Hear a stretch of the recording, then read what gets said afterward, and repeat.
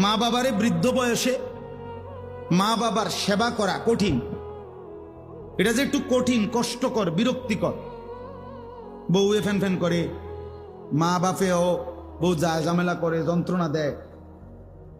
তো এইটা তো কঠিনই, বিষয়টা তো একটু কঠিন। তো বিষয়টা কঠিন দেখে তো এত নেকি, নাইলে এত নেকির ঘোষণা কেন বলল? হ্যাঁ, এত মায়ের খেদমত করা বৃদ্ধকালে আপনি একটু কঠিন হবে দেখেই তো, এই কষ্টটা সহ্য করার জন্যই তো নবী সাল্লাল্লাহু আলাইহি সাল্লাম বলছে জান্নাতটাই তোর মায়ের পায়ের নিচে দিয়ে দিলাম। তো এটা একটু কঠিন দেখেই তো, বিষয়টা যে একটু কঠিন হবে এই জন্য পুরস্কারের ঘোষণাও তো দিছে কি বেশি, বড় সড়ো ঘোষণা দিচ্ছেন।